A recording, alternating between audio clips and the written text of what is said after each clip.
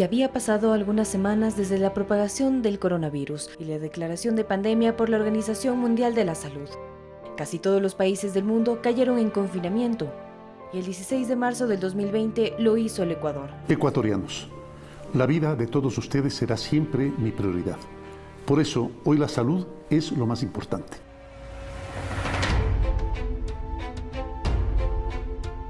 La Organización Mundial de la Salud junto a la Organización Panamericana iniciaron una campaña poco efectiva para la prevención sobre la salud mental, ya que no se dio una hoja de ruta para enfrentar lo que vendría meses más tarde.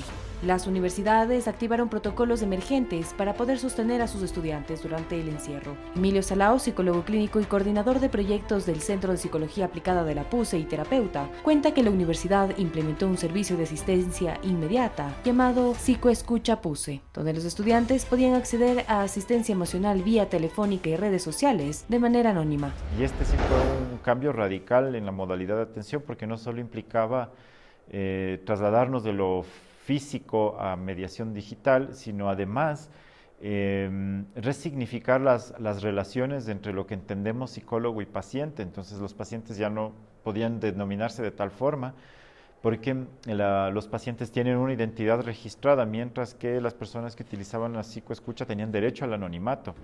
Paulina Cárdenas es otra experta psicóloga clínica. Cuenta que los más afectados fueron los jóvenes y adolescentes. Esto se debe a la falta de interacción con sus pares, la virtualización de las actividades y las relaciones dentro del núcleo familiar. El hecho de estar encerrados y de tener teleeducación no fue un factor que ayudó mucho al desarrollo de esta parte social que es tan importante en esta edad, el sentido de pertenencia, el estar con un grupo.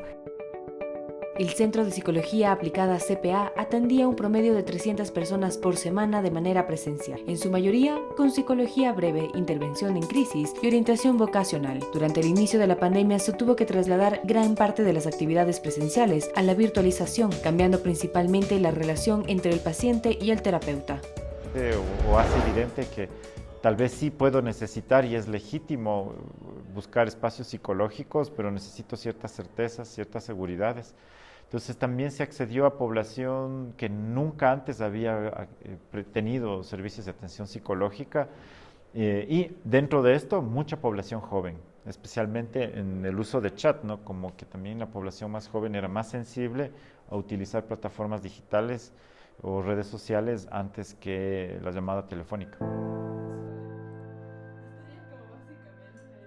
Ese es el caso de María Emilia Araque, una estudiante de arquitectura que antes de la pandemia no buscó un proceso terapéutico porque no lo veía necesario. Sin embargo, luego de las primeras semanas de encierro y la convivencia, empezó a notar cambios en su rutina diaria. Yo sentía un sentimiento de como apaciguamiento, como de congelamiento, porque por más que quería hacer ciertas cosas, no podía. Era como que si estuviera en modo automático. Comía, dormía, pero no tenía ningún propósito. Tuve un montón de problemas en la universidad, tuve súper bajas calificaciones porque por más que me sentaba al frente de la computadora a hacer algo, simplemente pasaba y pasaban las horas y no podía hacer absolutamente nada. Estaba sumamente dispersa, por más que trataba de concentrarme en alguna actividad, estaba en realidad pensando en otras cosas.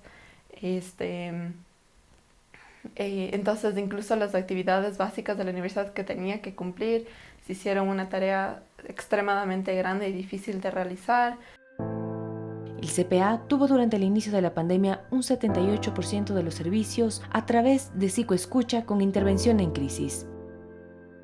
Eso nunca nos había pasado, porque si pensamos, por ejemplo, en las intervenciones en crisis antes, teníamos 2 o 3 intervenciones en crisis presencialmente, mientras que el resto de procesos eran o educativos o clínicos de nivel de proceso, es decir, a mediano plazo.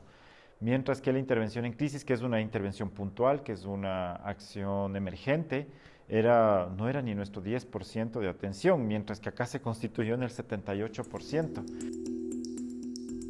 Revelando que la primera forma de darle uso a estos espacios de escucha fue en casos de emergencia. Salao explica que los principales factores que provocaron ansiedad fueron, ante el encierro, la separación y el miedo a la muerte. Para muchas personas, para la gran mayoría de la población ecuatoriana, En los primeros meses de la pandemia significaba para ellos que de la puerta de su casa hacia afuera prácticamente son nada. Es decir, la muerte y morir sin dignidad, morir sin un ritual, era una cuestión totalmente, digamos, a la vuelta de la esquina.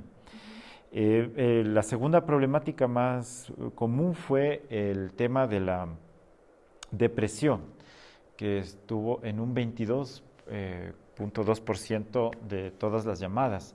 La depresión provocada por la muerte, pero yo diría no solamente por la muerte, siendo más específicos, por la muerte y la dificultad o la imposibilidad de tener un ritual de duelo. Cárdenas concuerda con Salao.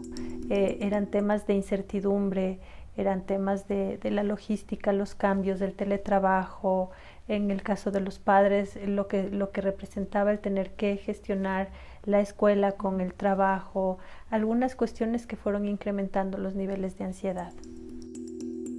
Emilia Reynoso ya había tenido un proceso terapéutico previo a la pandemia. Ella explica que en aquella época le dio un ataque de ansiedad y la terapia le dio las herramientas para manejarlo. Sin embargo, durante la pandemia tuvo un segundo ataque y volvió a buscar ayuda.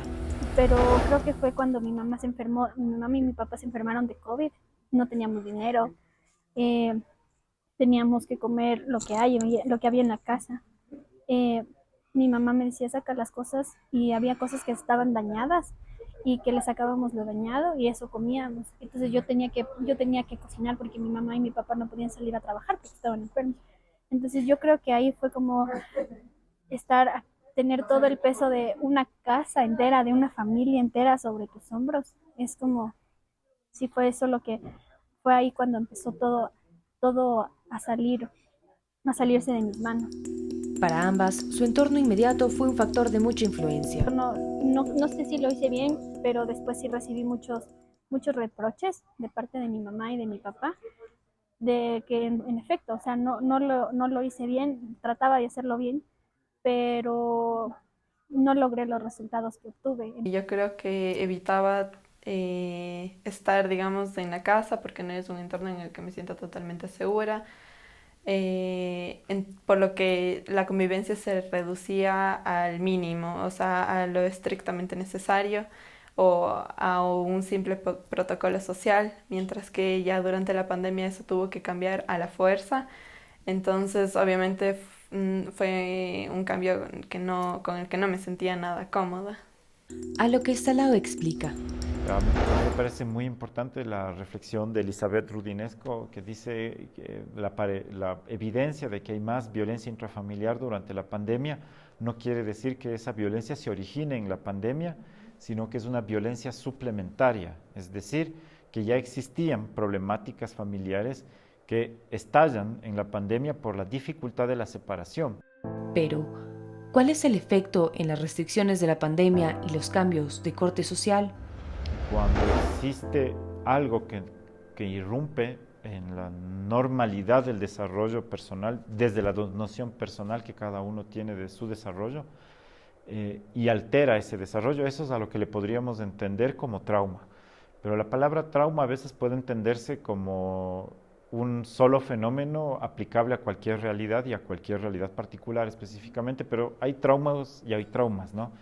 Entonces hay personas que han sido muy afectadas por este cambio violento, inesperado, impredecible, y esto lo que genera es formas de reaccionar a eso, ¿sí? Es decir, antes estábamos muy acostumbrados, los psicólogos clínicos especialmente, a tratar las problemáticas psicológicas dentro de nociones de diagnóstico y muy adjuntas a nociones de la personalidad o de las categorías de la personalidad. Pero la pandemia nos demostró que esas formas de construir diagnóstico y de asociar las formas de responder de las personas a la personalidad ya son formas caducas de entender cómo funcionan los sujetos contemporáneos. Ya, no sirve de nada los manuales de psicopatología, ni las normas ni procesos de psicodiagnóstico como las entendíamos clásicamente, no podían aplicarse a la realidad de la pandemia. Ambas cuentan que pese a que se ha normalizado la salud mental como algo necesario para el equilibrio del ser humano, ellas han sido víctimas de los prejuicios, especialmente en sus círculos familiares. Se burlan o yo les dije voy a ir a terapia y me dijeron solo van los locos ahí o yo sí he pensado en un retiro psicológico, irme, ¿sí? Y me dicen, ¿te vas a ir a la casa de la risa?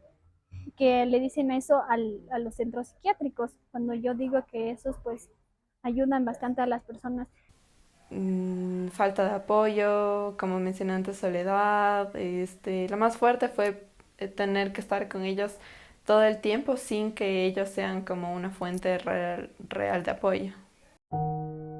Los expertos sugieren que aún es pronto para evidenciar los efectos de la pandemia. Salao sugiere que se podrán hacer estudios a partir del 2027. Sin embargo, ya es visible uno de los factores, y es la desarticulación social. Y por otro lado también el aparecimiento de nuevas formas de enfrentar la frustración, de enfrentar la depresión, de enfrentar la conflictividad familiar, la seguridad.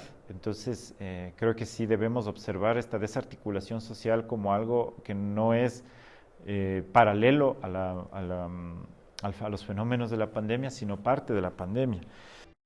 En una encuesta realizada durante la elaboración de este reportaje, pudimos encontrar lo siguiente. El 72.4% tenía preocupación por contagiarse, el 46.6% temía perder su fuente de ingreso, el 32.8% estaba preocupado por la continuidad de sus estudios. Los principales estados de ánimo identificables fueron ansiedad, estrés, angustia, tristeza, enojo, frustración, miedo y cansancio.